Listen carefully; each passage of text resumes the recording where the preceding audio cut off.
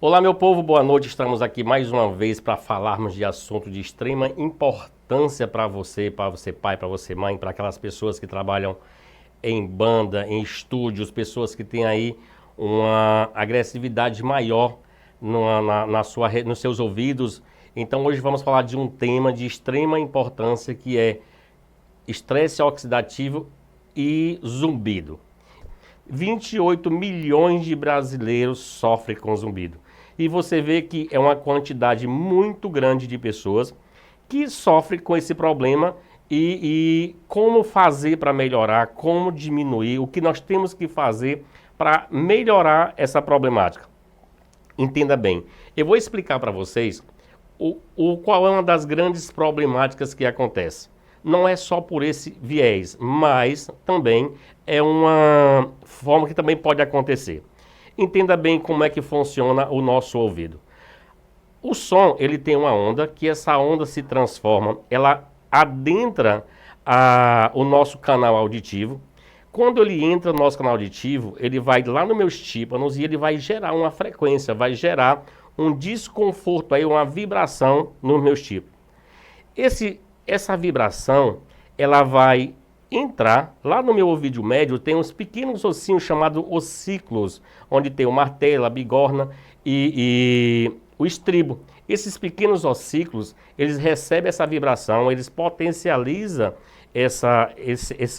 esse som, ele vai aumentar como fosse uma acústica aumentando, chegando lá na minha tróclea, é onde existe, para você melhor entender, a pessoa mais leiga, como se fosse um líquidozinho, onde essa vibração, ela vai transformar isso aí num impulso elétrico e vai até o meu cérebro. Em que região do cérebro esse impulso ele vai acontecer? Isso vai acontecer no meu giro temporal superior, em uma parte bem específica, que a gente chama giro transversal anterior.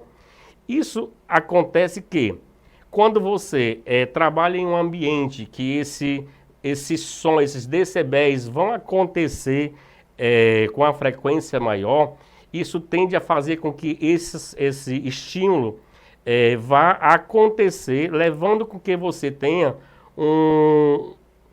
uma frequência maior de acordo com aqueles decibéis, aquele som que você está recebendo, fazendo com que esses ossículos vá gerar uma vibração maior, causando lesões aí na sua parte óssea, onde vai levar lesões. Isso a gente chama essa artrose causada por essas vibrações em excesso, causando aí um problema que a gente chama de otoesclerose. Isso acontece porque as pessoas têm aquele costume, o seu filho, de dormir com fone de ouvido. Muita gente que mora na capital, que mora nas grandes cidades, eles tendem a ter aquele barulho muito alto. E esse barulho vai entrar nessas vias da qual eu falei e vai provocar um estímulo, onde vai fazer com que isso leve um desgaste dessa parte óssea, fazendo com que você tenha aí um déficit nessa sua audição. E o estresse oxidativo, onde é que isso se dá? O estresse oxidativo, na realidade, ele é um desequilíbrio entre a produção de espécies reativas ao oxigênio. É a capacidade que o nosso corpo tem de auto-equilibrar, fazer essa contrabalança para que esses efeitos antioxidantes venham afetar. Então eu queria aqui falar com vocês por que hoje o estresse, hoje nós estamos infelizmente em estatísticas que infelizmente para o nosso país está aí em primeiro lugar em ansiedade, em depressão, em estresse. Então esse estresse, essa cobrança do dia a dia, essa coisa que vai fazendo com que o seu organismo ele venha produzir uma quantidade excessiva de cortisol. Porque como é que funciona, gente, o nosso sistema como é que o estresse funciona no nosso corpo? Quando eu tenho uma célula estressora no meu organismo, essa célula ela vai cair na minha via e vai ativar um eixo que a gente chama hipotálamo, pituitário e adrenal. O que significa isso? Que quando esse eixo de estresse, essa célula estressora, ela chega lá no meu hipotálamo, ela vai fazer com que o meu hipófise venha produzir hormônios, chegando lá na minha suprarrenal, e a suprarrenal vai o quê? Estimular a produção de cortisol. E o cortisol é ruim para o nosso organismo? Não, o cortisol ele é benéfico para a gente desde que, como na natureza, tudo que está em desequilíbrio, ela tende a levar uma alteração. Então, o cortisol em excesso, ela vai oxidar essas nossas células, ela vai diminuir o aprendizado, vai diminuir a parte de memorização do que você está aprendendo. E o que isso tem a ver com a audição?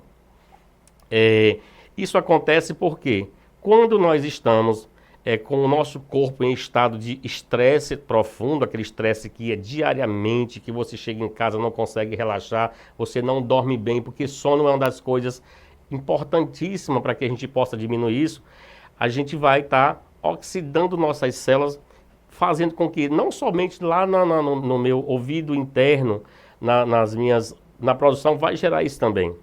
Então hoje existe uma quantidade de alimentos que você pode usar, antioxidantes, que possam melhorar essa conduta, tá certo? Nós temos a coenzima T10, que é muito importante, nós temos a vitamina C, a vitamina E, tá certo?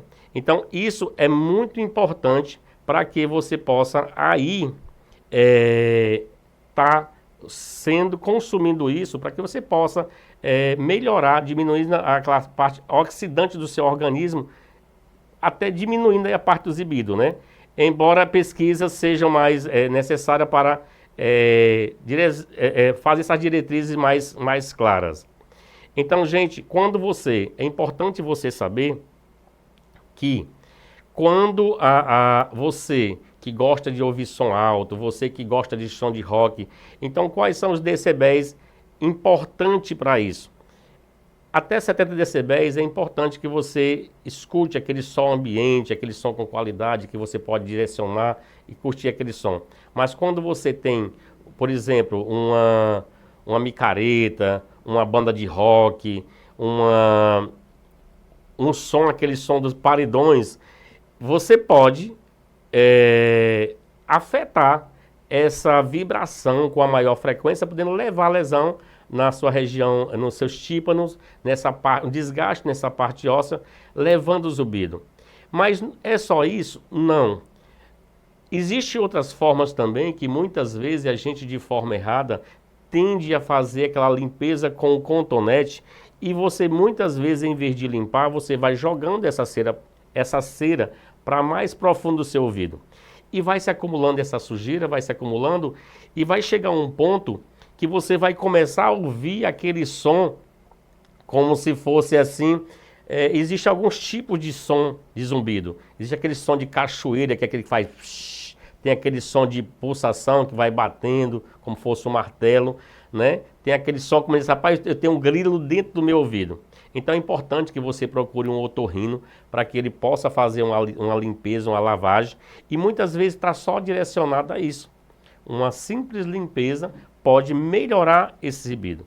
Também procurando um otorrino, onde ele também vai poder aí ver se esse processo ele está somente com a sujeira e caso precise também de um neurologista também vai fazer uma ressonância, ver se essa sua região da sua parte auditiva, onde vai levar essas vibrações lá para o seu giro temporal superior, que é lá no meu cérebro, porque as informações se processam lá no nosso cérebro.